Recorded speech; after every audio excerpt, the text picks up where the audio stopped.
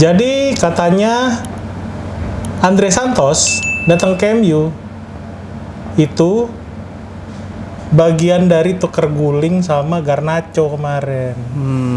Jadi sebenarnya dua klub ini nggak ada yang keluar duit. Kan Garnacho berapa dijual? 45 juta. Sekian. Ya. Andre Santos kalau dijumlah-jumlah 50 juta kan. Ya kalau Add-ons kan itu 50 juta semua. Jadi ternyata katanya rumornya ini impas sudah.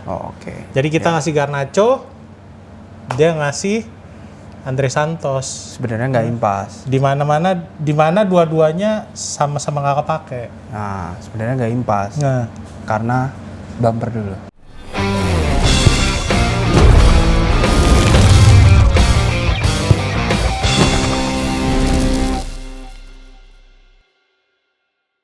kembali lagi di Poros Salang bersama gua Raymond Dan gua Ahmad Reksi Sungkar. Wah, Patrick lagi nggak ada. Nggak ada. Katanya lagi persiapan MotoGP.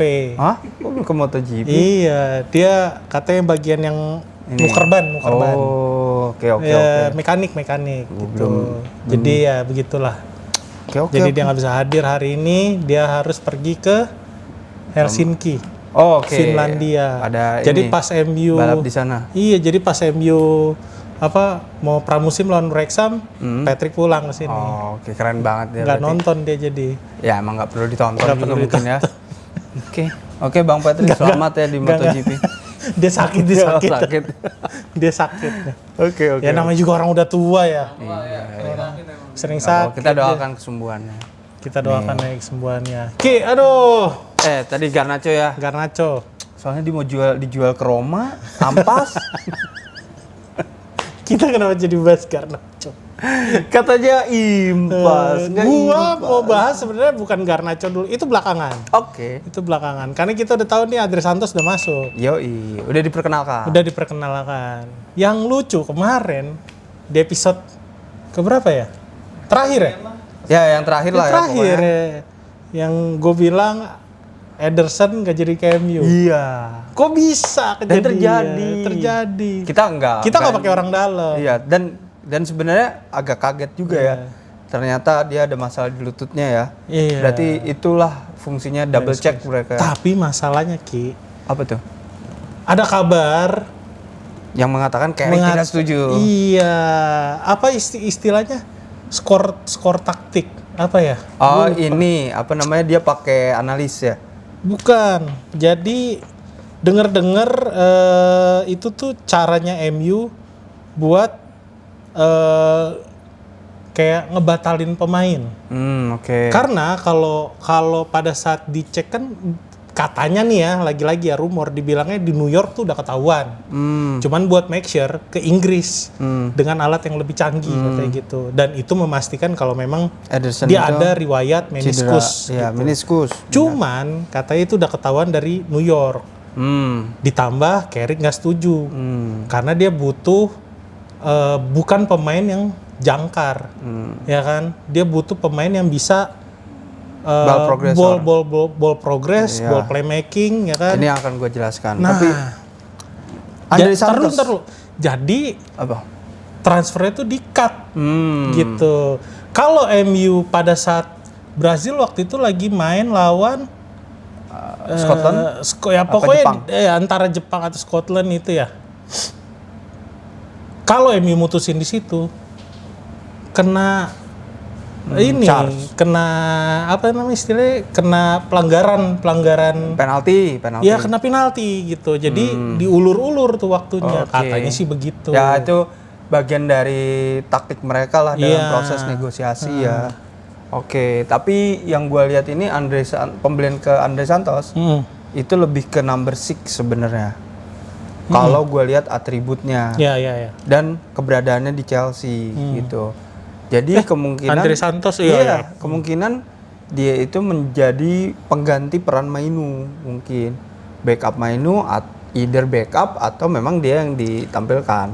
Itu menjawab kenapa ketika Ederson diberitain, oke, kita batal, nggak butuh waktu lama buat beli Andre Santos, Fabrizio Romano, si Ornstein juga, David Ornstein langsung bilang kalau Manchester United sudah menyelesaikan Yes. proses transaksi sama Andre Santos. Ini juga gue akan mengonfirmasi bahwasannya MU itu udah nggak panic buying maksud gue, karena mereka udah punya list, mereka kan punya tim data juga yang gimana caranya untuk membeli pemain itu yang look like lah, yang mirip-mirip lah, mirip-mirip sama apa yang mereka cari.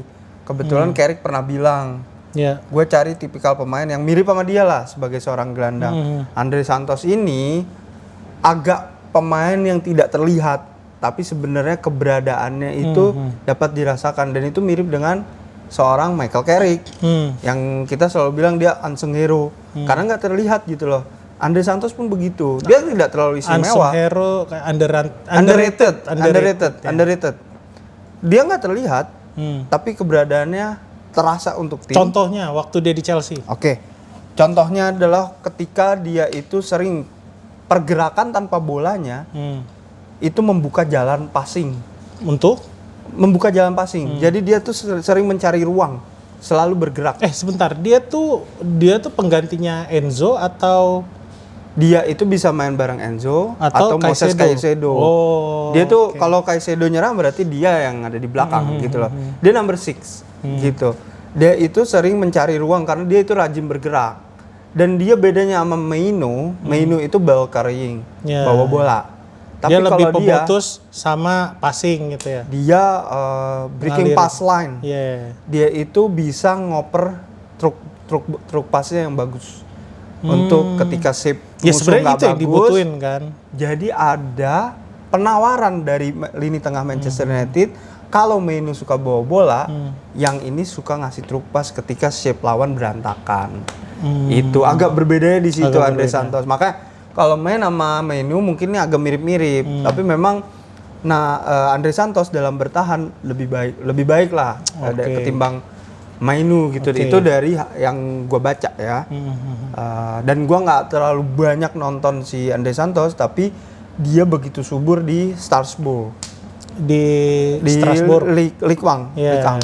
Dan salah satu penampilan yang paling gue ingat adalah ketika ya MU lawan yang kita Chelsea, golin kita cepat kartu dari merah Chelsea dapat kartu merah. Kita cepet golin, Andre Santos masuk. Si gol duluan si Mbomo kan? Iya, itu berubah dan Chelsea malah punya chance buat menang. Betul. Itu yang Casemiro kartu merah. Iya. Iya, Casemiro. Iya, itu maksud gua. Laga itu tuh Enzo Maresca loh begitu suka. Iya. Berarti sebenarnya ini nggak bisa dibilang panic buying. Ini calculated panic. Bener dong, ya kan? Sudah diperhitungkan. Tapi karena kebetulan aja udah di belakang layar dan udah lama juga diberitain sama Fabrizio Romano, tapi begitu diumumkan si Ederson-nya gagal, dia naik buat mengurangi spekulasi nih MU nggak ada duit nih. Enggak kok, 50 juta anjing dibeli, gokil. Gue setuju kalau MU nggak ada duit. Enggak. MU ada 50 duit. Juta. Buktinya ini out of nowhere ya, benar-benar ya. Gua, Eski, Minpor aja ya. Ngikutin lo ya tapi ya. Masalah Yuri Tillmans. Nah, tahu-tahu diumumin. Ini juga mengejutkan sekali tiba-tiba Here we go. Baru pulang. Bro, 29 tahun. Lu bilang lu pengennya pemain muda. Tapi Yuri Tillmans itu yang gue bilang, kayak kan rame di grup ya, gue bilang 29 tahun bro. Ini mau gimana gitu loh, maksudnya jangka panjang kan. Iya, dia jalan udah 30 tahun depan. Kayaknya kan jadi project Casemiro. Iya, benar. Sebenarnya inilah proyek Casemiro-nya, bukan si Andre Santos. Tielemans ini, karena ternyata catatan most tackle-nya tuh lumayan bagus gitu loh. Dia kapten Aston Villa. Dan dia jadi pemain terbaik kemarin sama Belgia. Bersama Aston Villa juga sempat jadi pemain terbaik. Bersama Leicester juga pemain terbaik. Dia itu adalah kapten tanpa armband. Betul. Iya, betul. Bayangin. Sama yang murah juga. 35 juta. Dan ini big game player. Iya, menurut dia tuh bisa jadi penentu. Lawan Senegal udah jadi bukti. Kemudian dia jago set piece. Iya. Dan kemudian dia juga penentu kemenangan Leicester FA Cup. Mungkin kalau gua samain sama juara IPL musim lalu, ini Leandro Trossard-nya nih.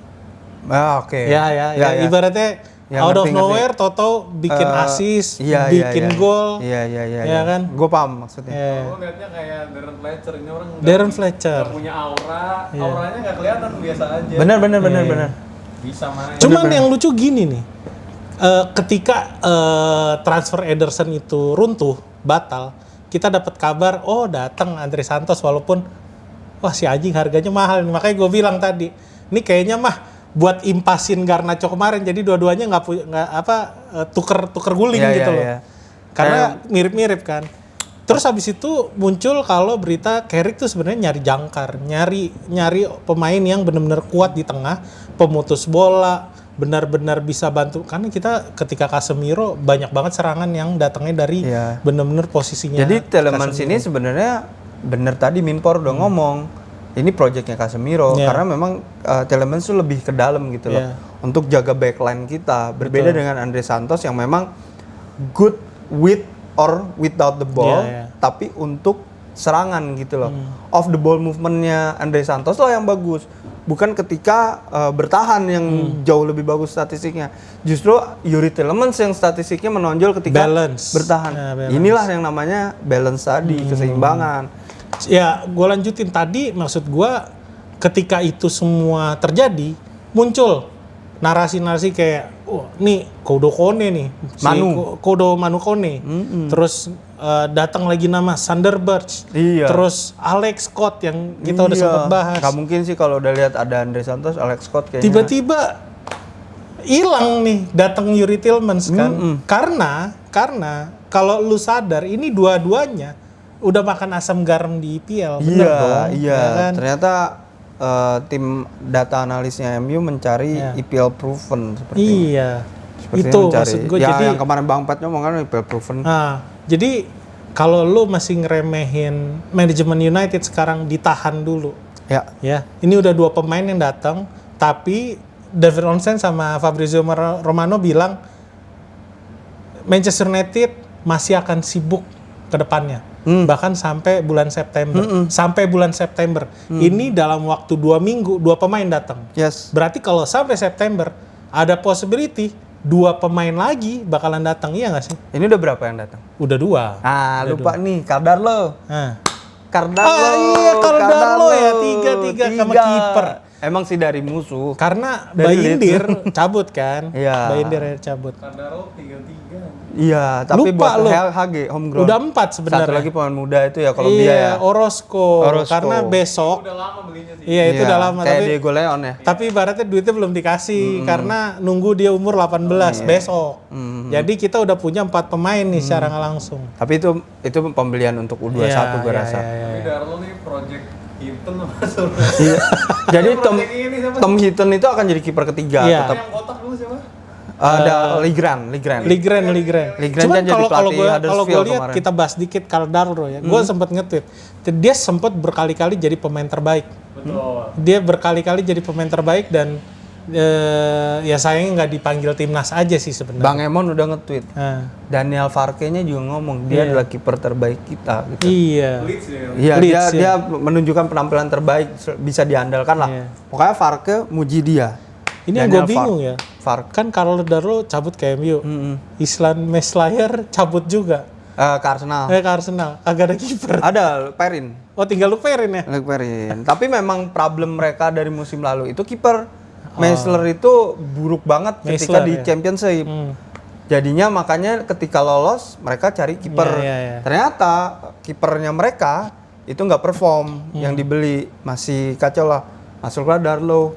Dia dapat rentetan kemenangan dan Darlow itu salah satu penampilan terbaik lah kipernya, berapa save gitu. Bersaing di atas kok. Masuk kok. Jadi pembelian Darlow ini bagus banget buat pelapis. Iya, pelapis ya. Maksud gua kita berkali-kali ngomong musim depan tuh Manchester United ada 4 kompetisi. UCL, FA Cup, EFL, sama EPL.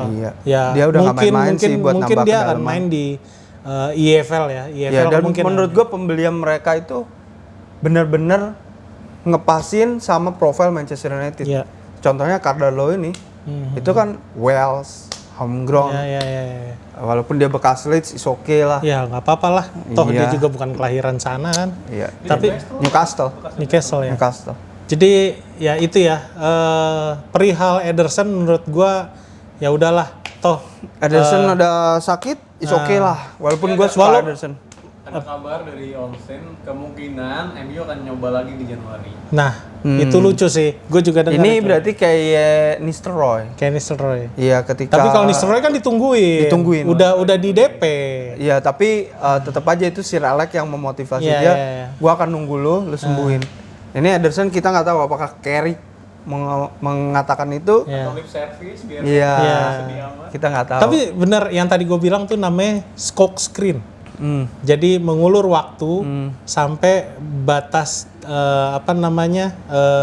perjanjian itu selesai. Jadi ketika udah selesai, oh oke ya udah gue batalin deh karena alasan A B C D ini gitu. Iya, Jadi iya, ya udah MU nggak rugi, cuman Atalantanya aja yang kesel Iya. gitu. Ya, Atlanta juga baru ganti ini kok apa namanya nih? Pelatih. Direktur teknik. Ya, Oh, pelatih dia- ganti. pelatih Jadi ganti dia juga baru ngerombak sporting director. Ya, sama-sama lah. Jadi cukup menarik ya Manchester United ini dengan kedatangan 2 pemain. Mungkin Tiga. sorry. Mungkin tapi ada possibility si Andre Santos tuh lawan pertandingan kedua setelah Wrexham tuh. Oh iya, gue lupa gue pramusim. Ya, jadi Wrexham terakhir ini AC kayaknya Milan. pemain di Preston Finlandia. bukan? Bukan. Preston. AC Milan kalau nggak salah. Iya, AC AC Milan Milan tanggal terakhir 15 Agustus. Jadi Berarti pertandingan terakhir. pertama ini katanya pemain muda all in yang turun. Jadi Jadi kalau gue lihat kemarin tuh yang dibawa benar-benar totally pemain muda semua rata-rata. good lah karena MU juga udah mulai berlatih ya, berkumpul. Iya. Tapi memang sisa di pemain MU di World Cup ini kan tinggal Mainu ya. Tinggal Ada Mainu, Liha, ada Mainu, Lisandro Martinez, satu Iya. lagi. sama sama Rashford. Rashford, Tapi betul. ya Rashford kan. Nah ini Iya. kalau gue lihat kipernya juga justru nggak ada Radek Vitek di sini. Gue agak Karena bingung Radek juga. Vitek itu kemungkinan akan dipinjamkan lagi atau dijual. Atau dijual ya. Karena dia tidak menginginkan untuk Iya. jadi pelapis. Ini ada Harry Maguire, Luke Shaw, Lenny Yoro. Yes. Gue sebutin pemain muda aja kali Iya. ya. Harry Amas, Habib Ogunai, terus Tyler Fredrickson, Rhys Munro, Tyler Fredrickson.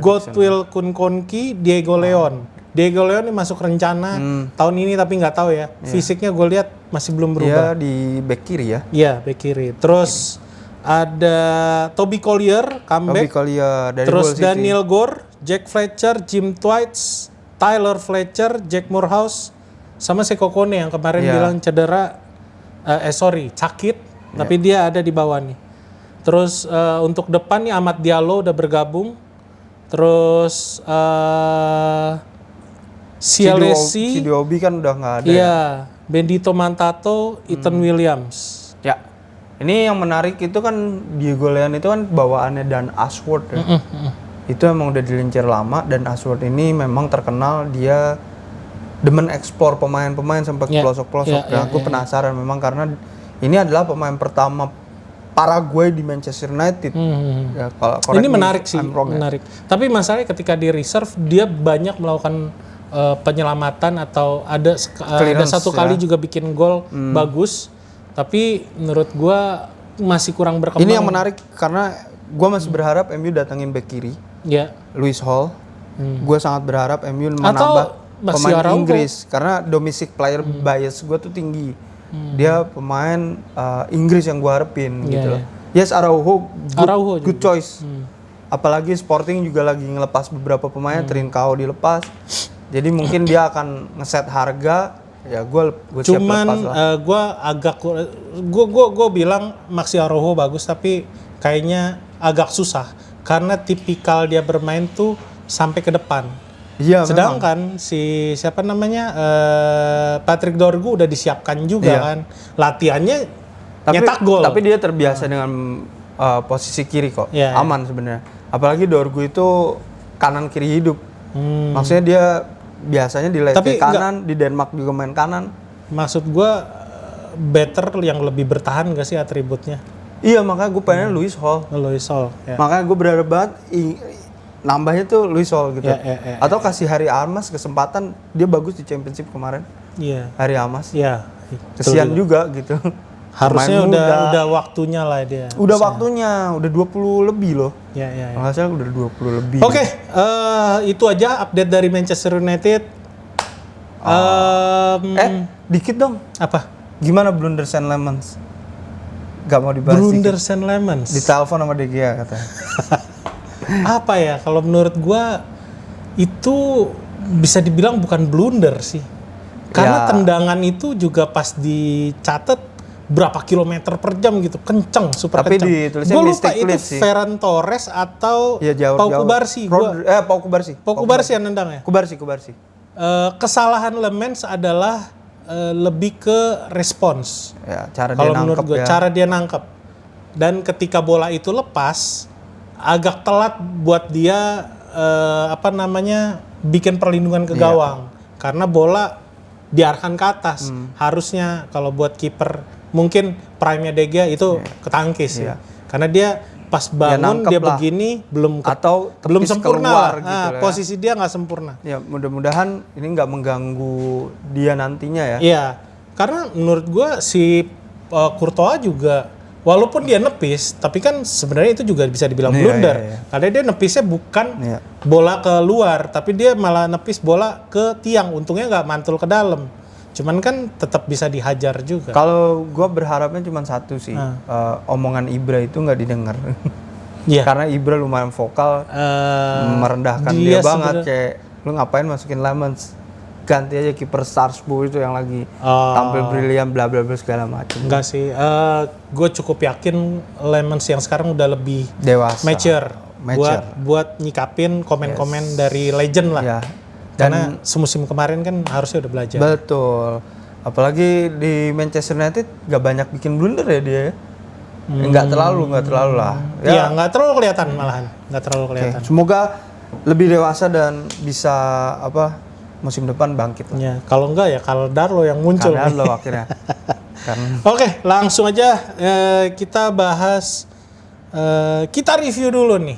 Yang 16 besar kemarin. Kita beralih ke Piala Dunia. 8 besar kemarin. Spain. Kejutan banyak banget terjadi. Yoi. Khususnya Brazil. Ini 16 besar dong berarti. Oh, 8 besar ya? Iya, 8 besar. Kalah sama Norwegia. Brazil kalah Norwegia. Wah, gila. Enggak, 16 besar. Brazil Norwegia 16 udah lewat. Kita langsung ke Norwegia Inggris. Nggak ada kejutan di 8 besar sebenarnya. Ya. Yang mengejutkan lu kalah Maroko. Kok bisa megang Maroko? Iya. Cuman apa ya, kalau menurut gua kita kemarin Inggris sudah kita bahas lah. Ini yang mengejutkan justru kayak nama-nama Maroko, Kolombia. Gue pikir Kolombia bakalan bisa loh. Gue nggak nyangka dia kalah sama Swiss. Iya. Tapi itu udah kita bahas kemarin Kolombia. Tapi Swiss termasuk kejutan ya sih? Iya, Swiss termasuk kejutan karena kalah begitu. Betul Minpor, karena ini pencapaian terbaik dia. Betul. Quarter final di Piala Dunia ya, seingat gue ini pencapaian terbaik dia. Ini untuk sepak bola mereka ada kemajuan standar baru nih mereka. Siapa aja Swiss? Gue lupa. Swiss itu ada Granit Xhaka, ada Jan Sommer, ada Kobel, Mazambi yang baru ke Johan Mazambi yang rencana mau dibeli Aston Villa. Udah ke Aston Villa dia. Aston Villa ya, ditikung tuh Newcastle. Terus kemudian ada siapa lagi Romeo Freuler. Banyak nama lah. Brilian Bulo. Bek kiri abadi. Rodriguez. Ricardo Rodriguez. Itu cukup kaget sih gua dia bisa. Tapi kalau gua sedikit ngelihat Kolombia sebenarnya chances-nya banyak. Kemarin nih 16 besar. Chances-nya banyak yang harusnya pokoknya kita menyesali lah. Tapi kan Swiss kemarin lawan Argentina tuh yang rame-rame. Wah, itu luar biasa sih itu. Oke, menurut lo pantas nggak sih Argentina di posisinya? Pantes. Yakin lo? Pantes. Iya, pantes. Terlepas dari kontroversi yang ada. Iya. Karena termasuk kemarin yang kena. Enggak, kita ngelihatnya secara holistik deh. punya pemain terbaik dunia, punya pemain seharga berapa ratus juta atau Julian Alvarez, cadangan, dicadangin. Iya, ada Lautaro Martinez yang udah berapa kali top scorer. Ya. Terus Itu kemudian yang gue sempat bilang si waktu lawan Portugal ya. Yes. Portugal lupa nih. ada man of the match Piala Europa League final, Cuti Romero. Oh iya. Ingat kan fans MU? Iya. Ada Licha. Terus kemudian ada kiper terbaik dunia 2022. Sempat jadi kiper terbaik Dibu Martinez. Apa yang bikin mereka nggak layak sampai sini gitu loh? Cara mereka bermain nggak ugal-ugalan. Itu maksud gua. Nah, kalau gua kurang setuju kalau lu bilang cara mereka nggak ugal-ugalan, karena pada kenyataannya 90 menit bermain tuh banyak tackle-tackle yang menurut gua itu seharusnya jangan kartu kuning, itu harusnya kartu merah. Nih gua akan bahas dikit. Karena di podcast lain gue sempat bilang dia belum memperlihatkan permainan yang terbaik, solid di grup stage gitu loh. Bukan menunjuk permainan nggak solid di grup stage. Belum ada ujian yang benar-benar lah ya. Real test lah. Nah, dia terlihat kewalahan lawan Cabo Verde. Terus kewalahan karena lawan Cabo Verde itu Egypt, punya kewalahan lawan Swiss. Memang problem mereka itu ada di lini belakang. Tapi kalau kita bisa melihat Lionel Scaloni itu selalu menawarkan perubahan demi perubahan dalam perjalanan Argentina ini. Jadi adaptif. Dan gue lihat mereka tuh nggak ngandelin Lionel Messi aja. Cuti Romero udah golin, Licha udah 1 gol 1 assist. Kemudian Enzo Fernandez udah golin, Leandro Paredes jadi bintang. Kemudian Julian Alvarez kemarin juga mencetak gol indah. Jadi semua pemain Argentina itu bisa muncul kapan aja dan bukan cuman seorang Lionel Messi. Jadi ada pertumbuhan growth dalam menyerangnya Argentina gitu loh, menawarkan sesuatu yang berbeda. Contohnya ketika lawan Egypt mereka bermasalah di final third. Messi-nya ditarik ke kanan, geser sedikit jadi wing, agak Messi wing. jadi winger.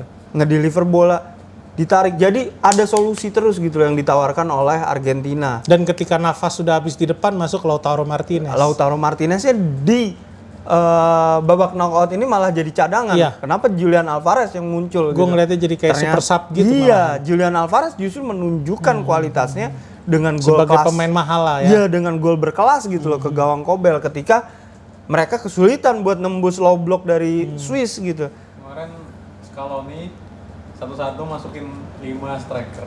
Iya, overload.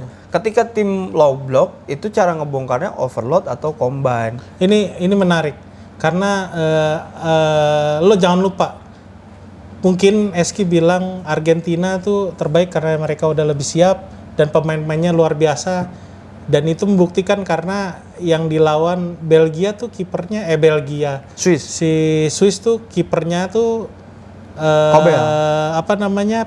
kiper terbaik di Liga Jerman. Gregor Kobel. Bersama Borussia Dortmund. Itu kemarin gue juga sempat berharap dia datang ke Manchester United sih sebenarnya, karena belum tua-tua banget. Iya, bagus lagi kok. Prime lah. Bagus. Cuman pada akhirnya ya dengan segala kontroversi di lapangan yang terjadi, tetap bisa ngejebol gawang lawan. Gitu. Dan golnya itu bukan gol-gol yang keberuntungan gitu. Iya, memang gol yang kelas. Yang bener gol kelas semua. Bahkan Swiss itu pertahanannya cukup bagus kok. Iya. Dia 0-0 lawan Kolombia, dia terus banyak lah ngelakuin clean sheet. Betul. Tapi yang pasti gue melihat Argentina ini dia nyetak lebih dari 2 gol.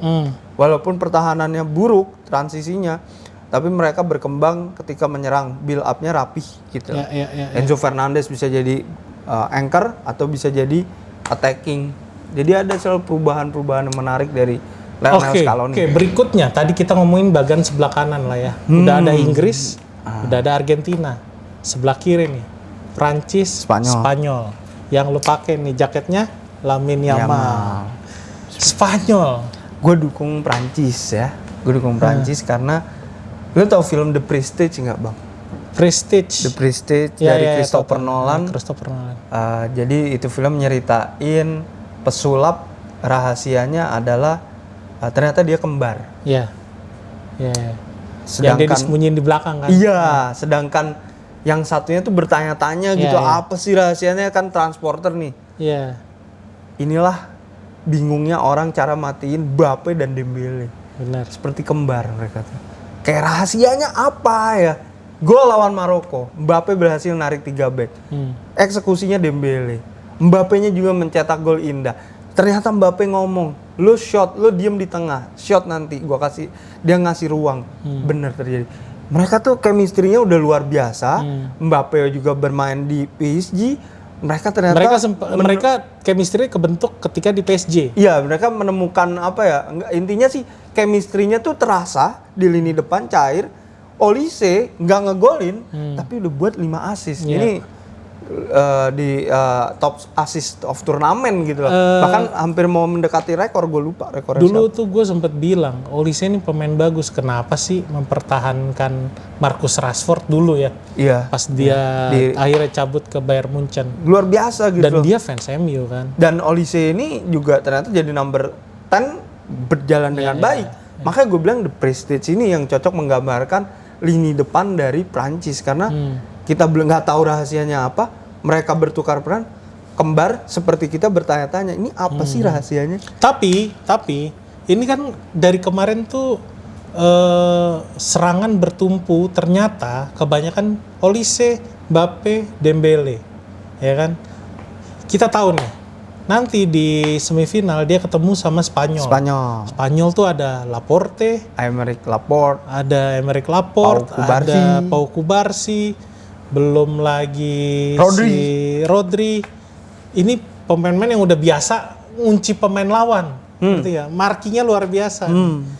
Kalau misalnya, ini dari kemarin gue bilang, ini kayak kalau Mbappe dimatiin, selesai nih permainan Prancis, ternyata masih ada Olise. Ya. Terus Olise dimatiin nih, bisa nih permainan Dembele nyetak gol. Walaupun Mbappe terakhir nyetak gol juga menurut gue sangat amat cerdik, karena dia nyari ruang sempit yang wah gila, gue aja Ini menarik. nggak bisa ngelihat itu jadi gol. Tapi kayaknya Prancis Spanyol easy win Prancis. Lihat backnya Spanyol ya. Tapi Spanyol baru kebobolan 1 Spanyol turnamen. Iya, itu. Oke lah. Pertahanannya bagus. Lawan Portugal dia udah terbukti. Poro lawan Mbappe. Lawan Lamine Yamal lawan Lucas Digne. Iya benar. Lucas Digne aja sama Ryan aja Nggak usah, Berantakan Lucas dia. Digne sama Patrick Dorgu aja acak-acakan. gua nggak meremehkan Digne ya, Iya. karena Digne ini salah satu pemain PSG lagi. karena salah satu pemain terbaik Prancis sepanjang turnamen ini di knockout lah. Nah, gue ingin mengomentarinya begini. Yang menarik adalah struktur dari kedua tim masing-masing saat menyerang. Spanyol dengan 2-3-5. Ya. 2-3-5. Ketika nyerang. Iya, dia 3-4-3 juga. 4-3-3. Iya. Tapi 3-4-3, 3-4 iya 3-4-3, 4-3-3. 4-3-3. Tapi ketika nyerang 2-3-5. Jadi Cucurella naik, Pedro Porro Gue naik. sempat ngeliat tapi mereka semua sejajar. Iya, Itu sih 2-3-5. itu luar biasa ya. Prancis 3-2-5. 3-2-5. Digne-nya di belakang. Iya, ya.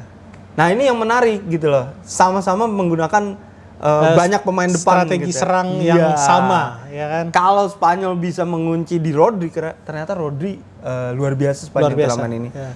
Itu kenapa dia jadi kapten. Makanya, kalau Rodri bisa jadi kunci ini, ya Spanyol punya chance yang tinggi untuk menang. Tapi gua rasa memang nggak ada obatnya nih si The Prestige ini nih. Menurut gua nih. Ya walaupun gua merasa man to man, ternyata ya Maroko Tapi jangan lupa hancur gitu loh. Kipernya Prancis itu bukan Hugo Lloris lagi ya kan. Mainno bagus lagi. Iya, maksud gua udah bukan Hugo Lloris. Ini pun mungkin akan jadi kesulitan sendiri. Cuman Spanyol bisa bikin gol ke gawang Gregor Kobel. Iya kan? Intinya Dougou Costa lah, Portugal. Diogo Costa, Portugal. Courtois. Ya. Nah, maksud gua Courtois, Courtois, Costa. terus Lemens, Gregor Kobel. Iya. Udah mulai kecampur nih Argentina sama jangan. Spanyol. Apa lu mau geser lama Jadi- sama Kobel? Maksud gua itu sama-sama kiper bagus semuanya. Gua setuju. Tapi mereka bisa cari celah somehow. Iya. Portugal diajak main 90 menit, hilang fokus. Iya. Kayak Pertahanan kebuka, Ferran Torres. kayak mereka tuh udah nunggu Merino bisa momen ini nyetak akan gol. datang. Mereka tuh udah tahu momen Iya, ini iya, akan iya. datang. Golnya tuh skema. Itu udah dilatih mereka dengan 2-3-5-nya Nah, itu. itu maksud gua. Prancis itu kan lebih nyerang ya kan. Iya. Lebih nyerang. Spanyol gue lihat lebih stabil karena lebih balance lah, Iya, lebih iya, balance. Karena cara mereka bermain adalah Mereka nunggu. sabar. Betul, mereka nunggu Build up perlahan lah. build up perlahan. Mereka nunggu ada kelengahan di tengah atau di bagian samping. Kalau dari bagian wing itu bola-bolanya Oyarzabal udah kan. Nah, ini Prancis nih. Kalau fokus nyerang terus menurut Ini lu gimana? menarik. Gue cuman mau mengatakan kalau Spanyolnya itu kan pakai pendekatan position ball. Iya, iya. Justru kalau Spanyol kehilangan bola itu yang berbahaya. Tapi yang menarik adalah pertarungan antara Lamine Yamal versus siapa? Digne. Ya. Kemungkinan kan Lucas Mbappe Digne. kan bukan tipikal yang mundur. Rio Ferdinand. Oh, dia pasti cuma sampai Ferdinand tengah. kan ya. di podcastnya udah ngomong, gue kalau ada depannya kayak Mbappe, gue ready untuk gue kalau punya striker kualitas di depan, gue siap bertahan mati-matian, lu di depan aja gitu lah, untuk provide itu. Contohnya Haaland lah ya. Haaland Seedorf pun ngomong gitu maksudnya. Jadi maksud gue kalau misalnya ini Lamine Yamal dibebasin, kemungkinan kan yang cover Rabiot. Ini pertarungan menarik. Ketika quick counter, apakah Pedro mampu gitu loh? Pedro Porro ya. Buat trackback, bukan trackback sih. Trackback itu harusnya si winger. Apakah ketika fullbacknya itu mampu turun ke belakang gitu loh? Apakah Lamine Yamal mampu untuk trackback gitu loh? Kalau Lamine Yamal sih menurut gua nggak bakal Nah sampai itu ke kan, belakang. jadi ini seru kan, Ya, pertarungan ini seru di sayap juga. Betul. Kita penasaran gitu loh, apakah Dembele nanti akan mencetak gol dari tengah lagi? Ya. Kayak mereka selalu punya solusi. Pertanyaan adalah, ketika Spanyol kehilangan bola, apakah siap dengan quick counternya dari Prancis? Dan ini adalah the real test untuk pertahanannya Prancis, Ya. karena yang lebih sering disorot adalah lini depan. Sedangkan pertahanan punya Upamecano dan punya andalannya kameramen Arsenal, Saliba. Ini jadi real testnya mereka. Mungkin kalau dari segi defense, kalau kita ngomongin tengah, mungkin unggul Spanyol. Iya. Ya nggak? Tapi kalau ngomongin back tengah, unggul Prancis. Ya, Upamecano sama Saliba. Upamecano sama Saliba. Bener nih. Karena sama-sama kuat. Karena kita tahu Porro bagaimana kualitasnya, Cucurella ternyata di turnamen ini kembali bersinar. Iya, iya. Kayak di Euro 2024. Dia harus menyesuaikan permainan Madrid juga kan. Iya. Model-modelnya kayak model begitu. Jadi oke lah. Kita udah review itu. Nah, ini yang menarik sebenarnya. Ini segmen yang gua agak tunggu nih. Kobbie Mainoo. Ya kan? Kenapa lagi nih? Ini udah sampai semifinal. 16 besar group stage, terus 16 besar, 8 besar. Jadi cadangan terus, cuy. Jadi menurut lu yang ya kita udah berkali-kali bahas lah. Kok tiba-tiba masukin Dunburn, oke, beralasan. Tapi kok tiba-tiba masukin Jordan Henderson kemarin instead of Mainoo. Terakhir pertandingan kemarin sebenarnya menurut gue ya Jude Bellingham tuh udah habis sebenarnya, ya kan, walaupun dia akhirnya bisa nyetak gol, cuman kan di bawah-bawahnya kayak apakah levelnya Kobbie Mainoo itu bener-bener masih di bawahnya Elliot Anderson? Menurut lu gimana, Ki? Kalau level di bawah Elliot Anderson, iya. Karena Mainoo pun main dari segi bertahan ya. Iya. Ya kan. Ya, Kalau menurut gua kalau nyerang sih justru bagusan Mainoo. Tapi Elliot Anderson juga punya hal yang ditawarkan. Kemarin kan juga banyak melakukan assist. Salah satunya Yang 2 pas kita assist lawan di Old Nottingham Trafford ya, bahkan kan. Ya. Anderson ini punya banyak yang ditawarkan walaupun defense contribution-nya tinggi, tapi cara mereka menyerang juga, cara dia menyerang juga oke. Cara dia pressing oke. Lawan Meksiko dia salah satu yang ngeganggu. Menurut gua kalau bersaing sama Elliot Anderson jelas di bawah. Oke. Umur masih 21. Bang Emon, menurut gua Jude Bellingham membuktikan ini udah bukan lagi soal sekedar quality, tapi mentalitas. Apakah pemain ini bisa jadi big game player? Sosok Bellingham butuh di lapangan, sosok Harry Kane butuh di lapangan. Mau dia jelek atau bagaimanapun, dia adalah sosok yang menginfluence, yang bikin pemain-pemainnya yakin kita bisa menang karena ada dia berdiri di sini. Ini kita ngomong begini karena kayaknya nggak mungkin kalau kita sandingin Mainoo sama Declan Rice, karena kebutuhan Inggris ya harus ada Declan Rice. Gue cuma menyoroti caps dia bersama timnas dan usia dia sih, yang masih memang belum aja. Karena butuh pemain-pemain yang matang. Tapi karena ini udah juga babak knockout. Ini juga nggak sih, karena ya sebenarnya dengan tim yang dimiliki Inggris sekarang, kalau posisi masih remis nih, salah lagi sama-sama nyari gol, kayaknya agak riskan kalau masukin Mainu, karena kita butuh bertahan habis-habisan, karena pemain depan kita dipaksa untuk nyari gol ya kan. Karena kalau lo masukin Mainu, ya bolong tuh. Gue cuma ya kan? inget pemain kayak Andreas Pereira. Andreas Pereira itu kan bagus di Fulham. Ya. Bagus juga di Liga Brazil. Tapi kalau di final, Ini Andreas Pereira-nya Manchester United. di final, dia di final di Brazil di Copa Libertadores dia blunder. Di MU dia nggak mampu. Ya. Padahal dia punya kualitas. Karena mental. Gue takutnya Mainu masuk kayak Saint Lemens, mental. Mentalnya belum siap. Justru jadi melakukan banyak kesalahan di tengah gitu. Oke, dia belajar aja dulu di sini. Menurut gua kesempatan dia main tuh kemarin lawan Kongo, kemarin saat di group stage. Sekarang ini kalau ada perubahan taktikal mungkin dia bisa benar, dimaksimalkan. berarti Atau ini memang ketika kebutuhan Elliot- taktisnya Thomas Tuchel. Makanya Mainu nggak dimain-main ya. Iya. Tapi kalau misalnya nih Inggris lawan Argentina, ya kan? Kita tahu Inggris Argentina tuh sejarahnya panjang. Iya, panjang ya. Iya, sejarah Terakhir panjang. menang Terakhir juga. kali kita 2002. 2002 Beckham penalti. Iya, Beckham penalti. Ini menurut gua taktik yang sangat amat berbeda dua-duanya ya kan. Inggris ngandelin kecepatan, sedangkan Argentina benar-benar ngandelin pemain-pemain depannya ya kan. Kalau terjadi, misalnya kita berandai-andai, Inggris unggul 2-0 di babak kedua sampai menit 80. 70 lah. Bisa lah dia. Maino dapat bisa satu dimainin caps. nggak? Bisa. Bisa ya? Bisa. Karena kemarin gue juga sebagai pelatih nih, kayak udah 2-0, itu gue mainin beberapa pemain. Tapi kan beberapa kali terjadi di Piala Dunia ini, dalam waktu 2 menit aja bisa comeback dari di beberapa pertandingan. Tergantung dari perubahannya seberapa besar. Tapi lawan Argentina nih lo kebutuhannya yakin? seberapa besar. Kalau gue melihat historisnya gol-golnya Argentina, Argentina menekan sampai akhir itu bahaya sih menurut gue memang. Tetapi ya gue rasa dengan kemampuan Tuchel menahan Meksiko kemarin, ya nggak banyak masalah lah kalau ada perubahan kecil. Menarik, gila. Ini gue ngomong sama emang drill pelatih ya. Oke, sebelum kita masuk mengira-ngira prediksi semifinal, gue cuma mau kasih tahu kita saat ini kembali ada di Football Depth Concept Store di Cipete Raya. Ini lo bisa ngeliat nih, ini udah Spanyol sama Inggris. Tapi patungnya megang scarf Inggris. Ya kan? Gak usah pusing nyarinya di mana. Lihat Fore Cipete ada di mana? Depannya tuh. Langsung aja ke sini. Sepatu terbaru juga ada. Sepatu terbaru ada, gokil. Nike Phantom, ya kan? Oke, ini buat yang suka main bola nih. Ini sepatu edisi Piala Dunia karena semua edisi Piala Dunia tuh warnanya pink. Yoi. Mau Adidas, mau Puma, mau Nike, even Mizuno juga ngeluarin warna pink gitu. Yes.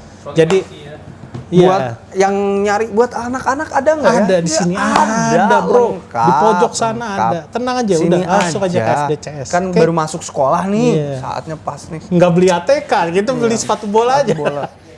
Ya tugas kita ya mempromosikan. Oke.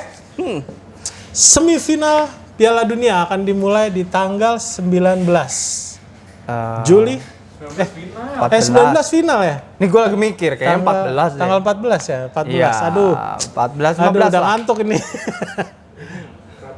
Rabu dini hari. Ya, yang akan dimulai pertandingan antara Prancis lawan Spanyol, besoknya Inggris lawan Argentina. Yang sejarahnya ini udah kental lah ya, kalau Prancis Spanyol kemarin. Piala Dunia, Euro juga ya kan.